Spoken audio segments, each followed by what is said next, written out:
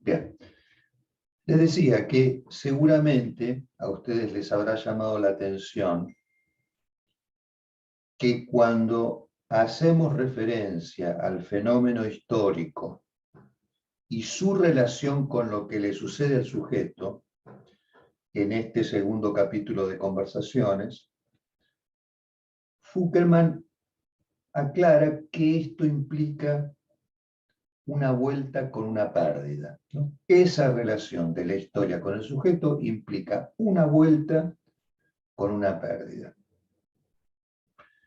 Cuando se refiere a historia, vuelta, pérdida, sujeto, hay muchas cosas que quizás deberíamos considerar allí. Por lo pronto, ponernos de acuerdo nosotros, quienes estamos, nosotros y nosotras, quienes estamos presentes aquí, ponernos de acuerdo en que no hay historia sin retroacción. No hay historia sin retroacción. Y ya que hemos visto ahí unos niñitos que andan dando vueltas, ¿no? El Valentín de Regina y recién me parece que vimos ahí por ahí otro personaje. Maya. Maya, claro. Mi niña, Maya, también. Maya está por allí. Maya, ¿qué edad tiene, Daniela? 9. 9. ¿Y Valentín Regina qué edad tiene? 5.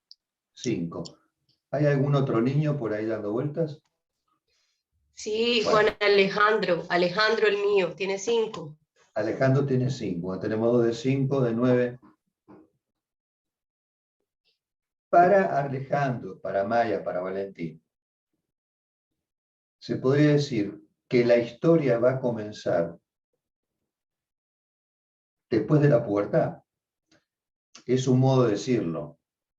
¿Por qué? Porque a partir de la pubertad, Maya, Valentín y el hijo de Liliana van a comenzar a hacer una retroacción hacia esa infancia que quedó perdida. Y ahí comienza una historia, en su relación con el sujeto.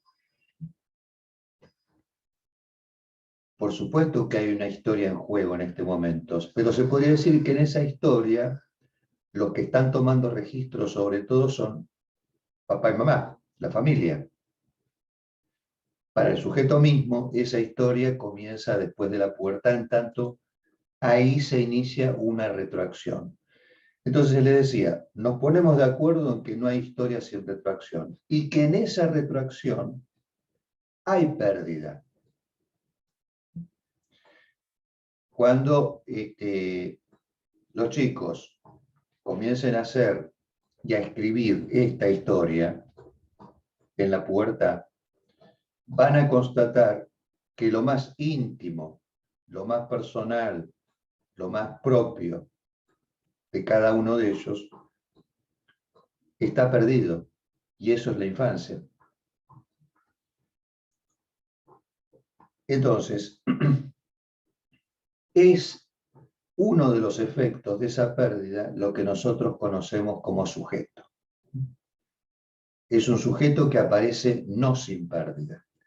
Pero para no salirme del modo que tenía Fuckelman de abordar este tema de la historia en su relación con el sujeto, voy a traer a colación algo que él mismo comentaba en una charla que dio allá por 1986 en el Hospital de Merlo, aquí en la provincia de Buenos Aires, y allí decía, en esa época, 1986, que había estado leyendo en la revista francesa Le Nouvel Observateur una serie de artículos sobre el terrorismo. Año 1986. Digo esto porque 1986, Fuckelman hablando del terrorismo previo a nuestros propios atentados en la Embajada de Israel y en la AMIA. Acá les comentamos a las compañeras colombianas que en Argentina, en Buenos Aires, hubo 2 atentados muy importantes y graves, uno en la Embajada de Israel y otro en 1994 en la AMIA, que es una asociación de la colectividad hebrea. Bien.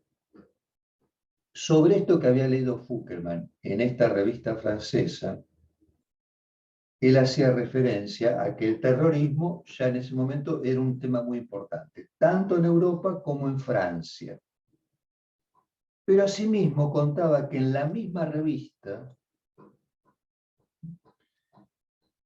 se hacía referencia a que en ese último año habían muerto 5 millones de niños en África a causa del hambre.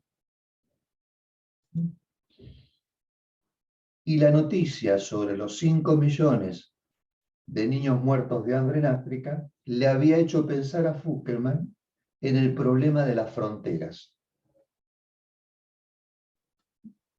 Y él decía, las fronteras de Argentina, las fronteras del psicoanálisis, y asimismo las fronteras con relación a lo que denominamos niñez. Y sobre las fronteras, decía, cómo para Freud la instauración de las fronteras se sustentaba en el parricidio. Fíjense, este es un estilo propiamente fukkelmaniano, estos saltos, donde comienza hablando del sujeto y la historia, pasa a hablar del terrorismo, pasa a hablar luego de los niños en África que mueren de hambre, y luego se refiere a las fronteras, y allí, haciendo pie en la obra freudiana, dice, las fronteras tienen que ver, sobre todo, digamos, en su instauración, con el parricidio. Un parricidio a partir del cual se funda la cultura, se fundan las leyes de intercambio de mujeres, decía él, el tabú del incesto, la religión, en fin, la vida de la comunidad organizada. Entonces, a partir del parricidio, se establecen fronteras que delimitan. Cuando yo me refiero a parricidio, me refiero a ese mito que Freud nos entrega en su obra cuando nos comenta que el comienzo de la civilización tiene que ver con un asesinato, el asesinato del padre. Y lo que ocurre después de ese asesinato, que es el fracaso de la incorporación del padre por parte del clan asesino, y ese fracaso que conduce a que en el lugar del padre se instaura la ley. Y eso da lugar a la comunidad que se organiza con relación a la ley, a la religión, a la cultura, a la organización de una comunidad. Ahora bien, la instauración de las fronteras tiene un efecto sincrónico, que es el establecimiento de las fronteras inherentes al sujeto, a ese sujeto que se constituye en el marco de las fronteras. Y noten ustedes cómo aquí encontramos nuevamente una referencia a la sincronía, sobre la cual habíamos hablado en nuestra reunión anterior, en este caso atinente a que las fronteras transnacionales no es posible pensarlas sin eso que atañe a una frontera intrínseca del sujeto. Como si yo les dijera, si no hubiera una frontera instituida en nosotros mismos, nada sabríamos de las fronteras entre nuestros países. Ahora bien, Fukkelman allí agregaba que no es posible pensar una dimensión inconsciente con la cual tenemos una frontera sin ninguna duda, una frontera intrínseca a nuestra Constitución, sin considerar esta frontera que en la obra freudiana instaura el parricidio. Ahora bien, una vez instauradas las fronteras, ¿qué hay del otro lado de las fronteras? Del otro lado de las fronteras, Fuckelman comentaba en esta charla, han estado siempre los bárbaros. La barbarie, del otro lado de la frontera. Aquello que es la alteridad, lo radicalmente otro. Y ese otro con mayúscula, como buen bárbaro, suele ser subdesarrollado. Sobre esto vamos a hablar en un momentito, porque tanto Argentina como Colombia como México, mirados estos países nuestros desde los países de la élite del desarrollo, son considerados, Argentina, Colombia y México, como subdesarrollados. Ahora vamos luego a comentar por qué y qué tiene que ver esto con nuestra práctica. Entonces, les decía, las fronteras instituyen algo que está del otro lado, y del otro lado suele estar lo que se considera la barbarie, el subdesarrollo. Ahora bien, constituidas las fronteras, también se constituye el campo de la traición. Hay traidores, se podría decir, porque hay fronteras. Y del otro lado de la frontera, decíamos, está la barbarie. Bueno, pero por otra parte, en lo que atañe a las fronteras que nos habitan a nosotros como sujetos, esas fronteras que nos habitan y que habitamos, nosotros no podemos dejar de ubicar allí la dimensión inconsciente. ¿Cómo podríamos decirlo de un modo muy sencillo, quizás, y apresurado? Que el psicoanálisis ha venido a denunciar, como nunca antes se había hecho, que el yo no es dueño en su propia casa. Entonces, si el yo no es dueño en su propia casa, efectivamente hay una frontera que nos da la indicación de que hay otra escena, que ya no es la escena de la vida consciente o la del yo. El yo no es dueño en su propia casa. Implica que hay otra escena que pone en cuestión el dominio del yo.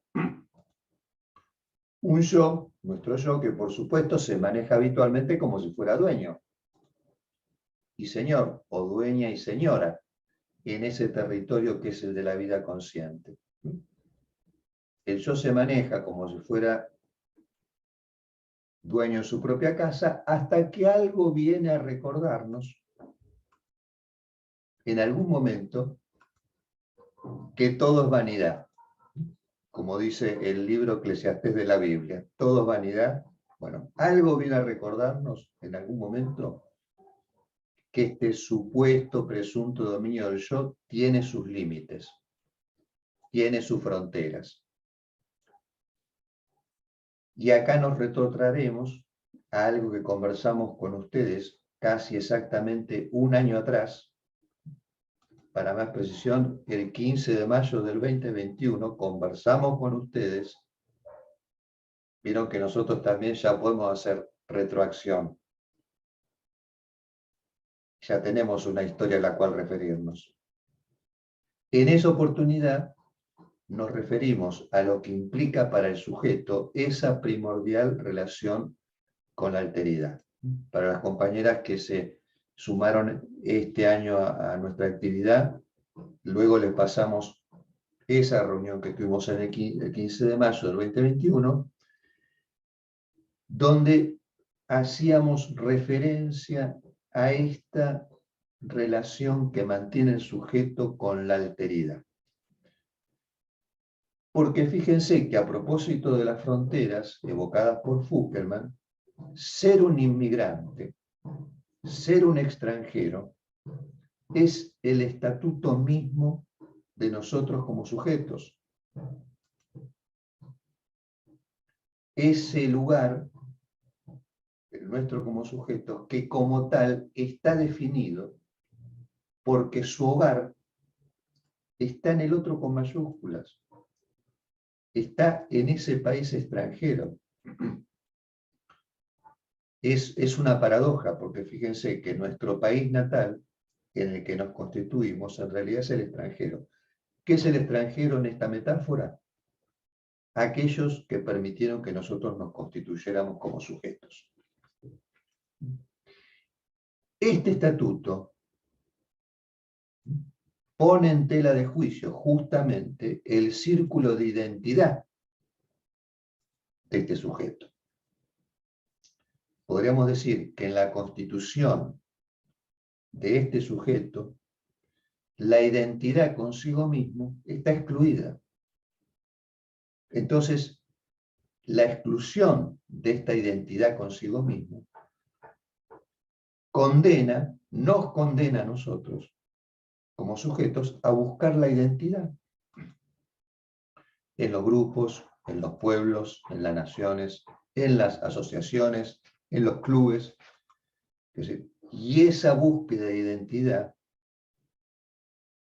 se podría decir, es subsidiaria de esta identidad con nosotros mismos que está perdida. Entonces, fíjense que si hay una búsqueda, una experiencia respecto de la identidad, es porque hay algo que de modo radical no es idéntico a sí mismo. Y eso es el sujeto. En el siglo XIX, a fines del siglo XIX, cuando ya se comenzaba a experimentar la consolidación de la economía de mercado, la fabricación de las cosas en serie, ¿no? Fíjense que fue un momento de mucha extrañeza para las personas. Ese momento donde la economía de mercado aparece de un modo irruptivo y que genera asombro, como el asombro que nos genera a nosotros o nos generó este desarrollo de lo digital o de lo informático. Bueno, fines del siglo XIX, quienes acusaron recibo de estos cambios fueron los poetas. Entonces había un poeta que decía, nada se parece menos a las personas que las personas mismas. Nada se parece menos a las personas que las personas mismas. Sería una forma de decir, aquí hay algo, ¿no?, respecto a la identidad que está absolutamente excluido, ¿no? Y si hay una experiencia respecto de la identidad es porque hay algo que de modo radical no es idéntico a sí mismo, y eso es el sujeto. Nosotros decimos sujeto y no persona, porque sujeto incluye el concepto de inconsciente, no así persona o individuo. Al psicoanálisis se le ha reprochado ser antihumanista. Y de hecho a mí me consta que las escuelas humanistas le tienen tirria al psicoanálisis. Hay una especie de rechazo muy acentuado. ¿Por qué? Porque el psicoanálisis también ha venido a denunciar que un humanismo universal no se sostiene. Y de algún modo también ha denunciado que esta escuela humanista, esta ideología humanista, que tendrá buenas intenciones, de todos modos parece que fuera una suerte de brazo político de la ciencia y de la economía de mercado. ¿Por qué? Porque es muy llamativo que esa apelación, esa invocación de las escuelas humanistas justamente se originan en un momento de la historia en el cual, como nunca, comenzaba a hacerse patente para las personas el ser fetichizados en sus objetos, tomadas las personas mismas como objetos en los parámetros del trabajador,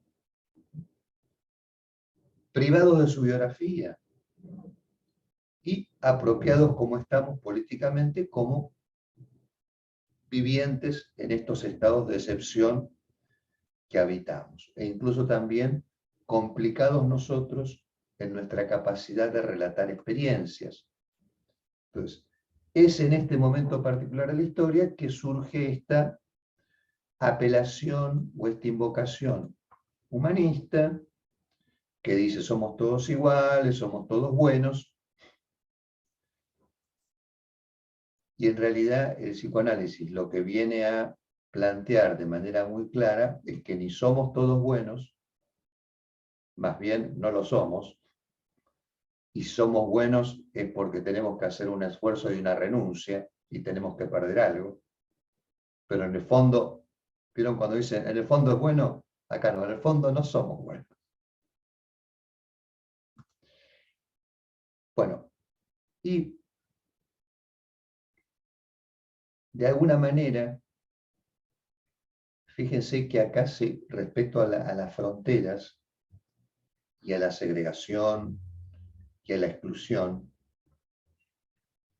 hay algo muy interesante y que viene al pie para lo que estamos charlando, porque podría decirse que es una perspectiva que nos permite pensar en la historia, pero a su vez en los fenómenos estructurales que se van generando con respecto a la historia. Porque puede señalarse que en el devenir de la ciencia, en el devenir de ese discurso científico, hay una presión que tiende a uniformar, a homogeneizar. Y a ustedes les consta, esto no está alejado de nuestra práctica, porque nosotros convivimos con abordajes que promueven esta uniformidad o esta homogeneidad. Y a veces llegan a la consulta de ustedes efectos de sus abordajes, gente que ha pasado por distintas experiencias, ¿no? Con sus chicos, con sus nenas, con sus nenes, donde, bueno, van a buscar en ustedes una escucha que no homogeneice, una escucha que no uniforme, una escucha que no sea de manual, sino que se dedique a esta particularidad, a esta familia, a este contexto singular. Les decía, hay algo muy particular con la ciencia, porque la ciencia considera un modo muy puro del sujeto, se podría decir un modo universalizado del sujeto. Con lo cual, uno podría estar de acuerdo en decir que es un discurso que no segrega. ¿Por qué? Bueno, porque el discurso de la ciencia está hecho para cualquier hijo de vecina y por cualquier hijo de vecina. Y en ese sentido, es un discurso que tiene una cierta vocación de universalidad. Ahora, por otra parte, anula la particularidad, excluye la particularidad, la echa a perder a esa particularidad subjetiva. Entonces, aunque a primera vista este discurso científico con vocación universal puede resultarnos, bueno, simpático, decir, bueno, qué bien, ¿no?, que hay este discurso que tiene vocación universal. Por otra parte, tiene el problema que en su práctica este discurso científico conduce a pensar una ética universal que hace del desarrollo un valor esencial, absoluto, y hasta tal punto es absoluto que todo comienza a ordenarse según esta escala con una fuerza irresistible. Entonces, ¿qué resulta de esto?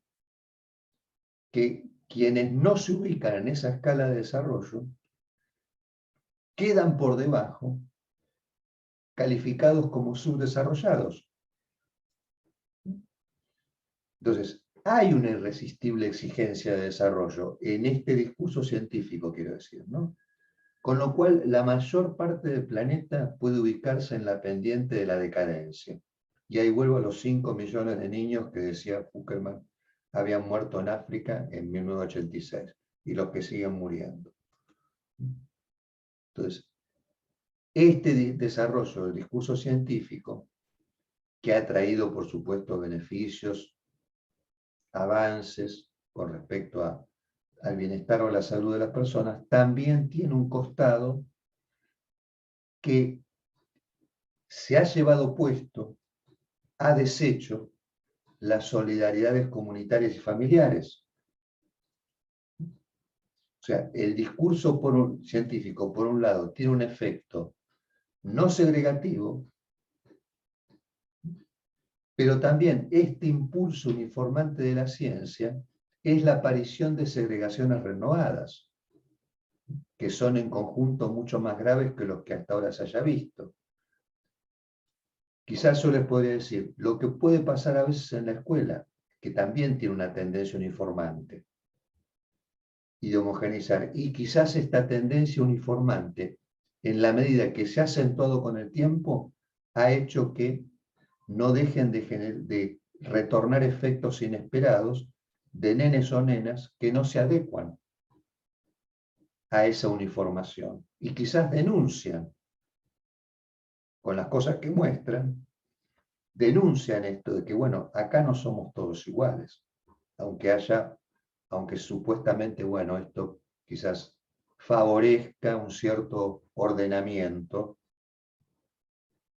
puede haber nenes, nenas que reivindiquen así con lo que muestran algo que escapa a esa uniformación. Bien, y los problemas de segregación son justamente los que están en el núcleo del racismo. Entonces, noten ustedes que el discurso de la ciencia no es en absoluto abstracto, sino que tiene efectos sobre cada uno, tiene efectos significantes sobre todos los grupos sociales. ¿Por qué? Porque introduce la universalización, hoy más que nunca. Y no se trata de un efecto abstracto. Ahora bien, este modo universal que la ciencia propone encuentra su límite. ¿Dónde encuentra su límite? En lo que es estrictamente particular, en lo que no es universal, en lo que no es tampoco universalizable, y que podemos llamar de manera aproximada, tal como lo hace Fukkelman, acá en Conversaciones, modos de goce, que son de cada quien, que no se pueden homogeneizar, que no se pueden volver universales. Aunque soñar con una universalización del modo de goce es el programa del capitalismo y la ciencia. Pero ¿qué enseña el psicoanálisis? Y enseña a distinguir el goce particular de cada uno. Porque cuando ustedes reciben la consulta paciente adulto o la consulta por la infancia y ofrecen esa escucha particular, ustedes están dando lugar ahí a que se despliegue el goce de este grupo, que es de este grupo y no de otro. O que se desplieguen los efectos del goce parental sobre este niño, sobre esta niña, que es único, que es particular, que está a nivel de cada uno. Entonces, en ese sentido digo que el discurso científico no puede responder a la pregunta que se plantea con respecto a ese imperativo de goce que nos habita a nosotros como sujetos y que nos interpela y del cual somos esclavos en alguna medida. Digo, de esos imperativos de goce. Cada uno podrá decir aquí de qué manera es esclavo de su propio goce. Porque ese goce se presenta bajo la forma de demandas. Puede ser demanda no parar de trabajar, por ejemplo. Demanda a que algo no termine de acomodarse y surja un imperativo. Bueno, sobre esto el discurso universal de la ciencia no tiene respuesta. Les doy un ejemplo. Se pueden hacer manuales de educación sexual. No hay inconveniente. Si es para informar, está muy bien. Hablemos de educación sexual. Está bien. Se habilita luego una conversación con los niños, con las niñas, con los jóvenes, con las jóvenes. Enhorabuena por eso. Pero no pretendamos que ese manual tiene respuesta para todo. porque ahí vamos al fracaso, porque es como si estuviéramos pidiéndole al manual que respondiera sobre las paradojas de ese goce que nos habita, ¿no? Justamente, las paradojas del goce que nos habita, nosotros las constatamos en el consultorio.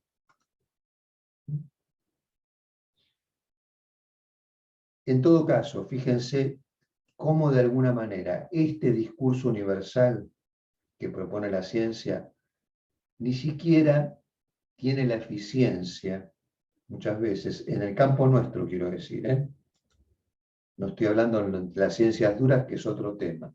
En nuestro campo, que es el campo de las ciencias sociales, humanas, ni siquiera ha presentado la eficiencia que han tenido, por ejemplo, los discursos de la tradición, ¿no? Los de una sabiduría sedimentada. ¿Se acuerdan que nosotros creo que charlamos en la página 15 de Conversaciones? Está el relato de Potosí y del nenito que no dormía y de la familia que estaba preocupada, y siendo Potosí todavía una comunidad en Bolivia, donde aún la tradición, el linaje, el folclore, la conexión con lo que arraiga en la zona, nos daba a entender que ciertas prácticas comunitarias resolvían el problema familiar de una manera eficiente, o sea, la eficacia simbólica, para decirlo al modo de Levi-Strauss, ¿no? Y nótense que estos discursos tradicionales, ¿no? Como el de la familia ampliada, según la llamamos, porque ahora la familia nuestra es reducida. La reducida, la estrecha. Esos discursos tradicionales, de algún modo, elaboraban cómo hacer con el otro. Elaboraban algo relativo a un saber respecto a los lazos sociales. Con otras dificultades y con otros problemas, por supuesto. Bueno, a estos discursos la ciencia los fue objetando en el tiempo y los fue arrasando. A ese discurso de la ciencia y lo que lo acompaña, ¿no?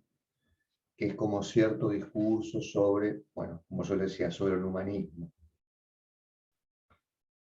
Entonces, aquí tenemos un tema que es en esta consideración que pudiéramos hacer sobre algo que atañe al racismo o a la segregación, que el mismo sistema va generando, podremos preguntarnos dónde se sustenta ese racismo, porque es algo más que agresividad.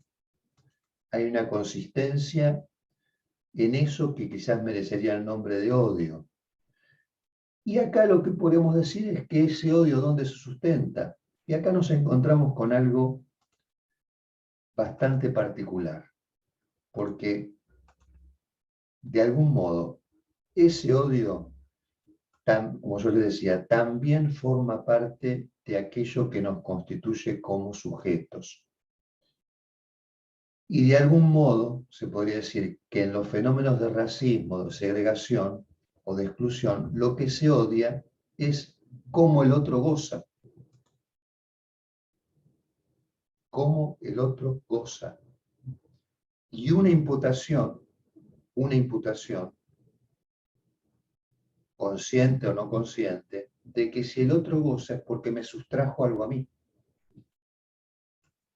Ha habido una sustracción. Ahora, ¿dónde se sustenta esa idea de que lo que tiene que ver con el goce del otro es porque me fue sustraído?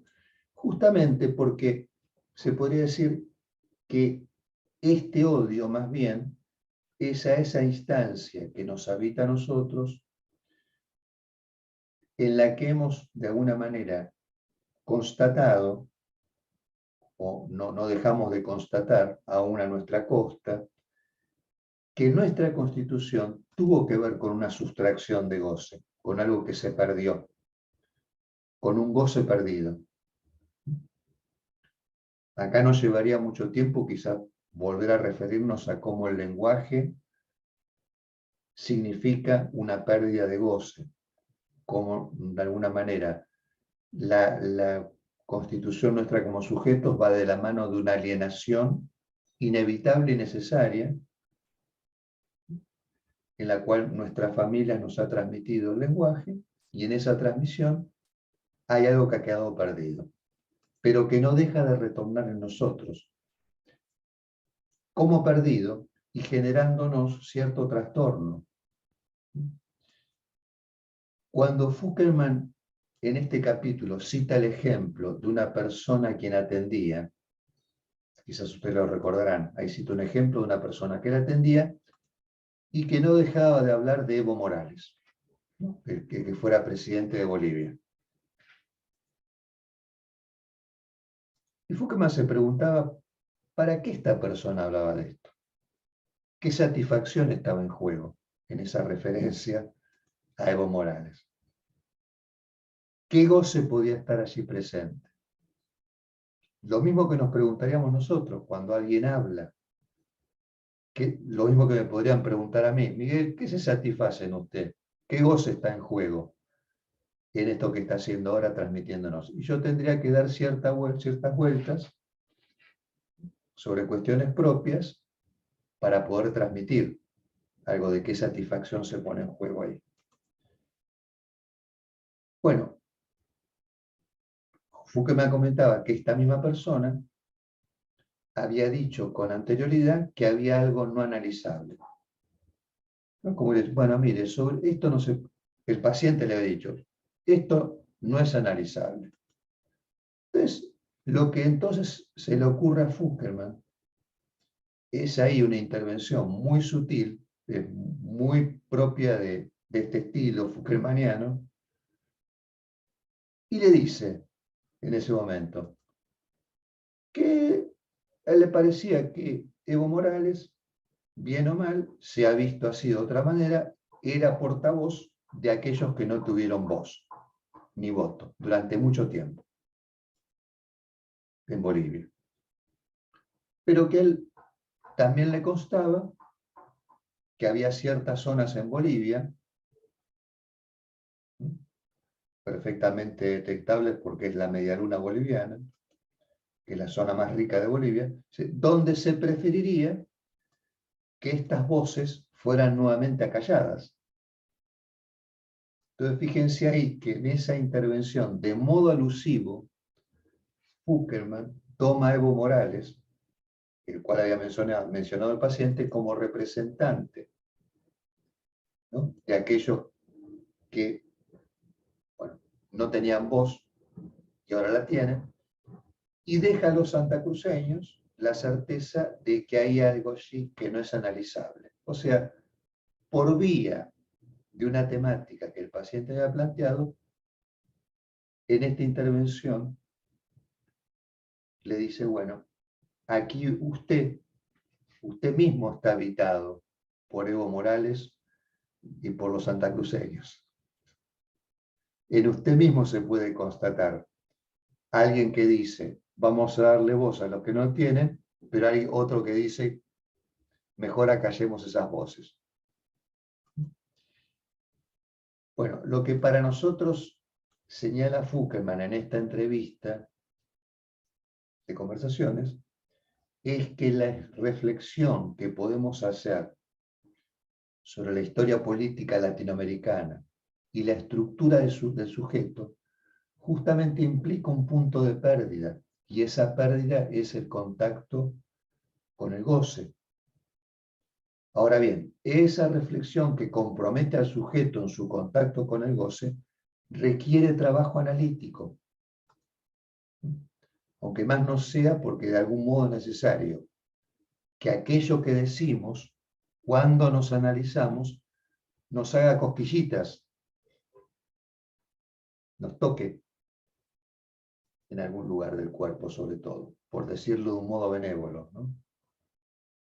Entonces, ahí tenemos de alguna manera una correspondencia entre el fenómeno histórico, el acontecimiento histórico, que va redistribuyendo lo que es el saber y lo que es la verdad, y las relaciones entre la verdad y el saber para el sujeto. Porque fíjense que lo que es la verdad oficial en una época no es verdad en otra. Entonces, ahí también hay que pensar el carácter que esto tiene para este sujeto que está implicado en esa historia, pero también cuál es su propia relación con el saber y la verdad. Y ese es el anudamiento necesario para que esto me importe. El me tiene que estar presente. De algún modo, las veces que hemos conversado con ustedes sobre ciertas viñetas y nos han comentado aquí casos en los cuales ustedes constatan que un juego se despliega, por ejemplo, con los niños y con las niñas, y algo se pone en movimiento, ¿no? Una vez charlamos un anito que se arrastraba, creo que lo presentaron Daniel y Regina, y Belén, o Belén, bueno, y ahí ustedes notaban como algo que empezaba a suceder. Ahí se podría decir que algo del me se empezaba a poner en juego, no porque el nene pudiera decir me importa, pero sí algo del juego comenzaba a decir me importa, y ese me importa tocaba la imagen del cuerpo del nene, generando un cambio. Miren, hace poquito alguien supervisaba conmigo un adolescente de 14 años.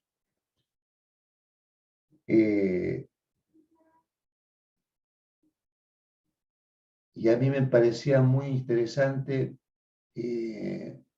constatar en ese proceso también un movimiento, ¿no?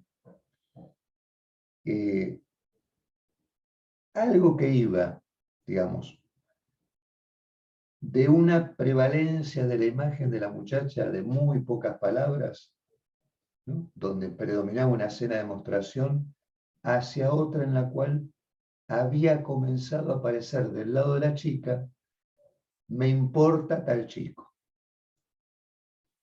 me afecta si tales amigas no me hablan, me aburre tal o cual cosa. Y ahí notábamos algo que hay un pasaje de la mirada hasta hacia la voz. Y en ese pasaje, la aparición de esto, de me importa. Esto me toca, me conmueve. Ese movimiento que nosotros esperamos que ocurra en una consulta. Bueno, hasta aquí lo que les quería comentar hoy. Si les parece, hacemos un break de 5 minutos para que sedimente lo que comentamos y después abrimos los micrófonos para que ustedes conversen y compartan lo que quieran charlar. ¿De acuerdo? Hacemos un break entonces. Gracias. Paro la grabación por si... Bueno, Marcela había propuesto que no paráramos la grabación, pero podemos pararla y volverla a reanudar, y si surge algo relativo a la clínica, después eso lo editamos para que no haya problemas con la confidencialidad de los casos, ¿sí? Gracias.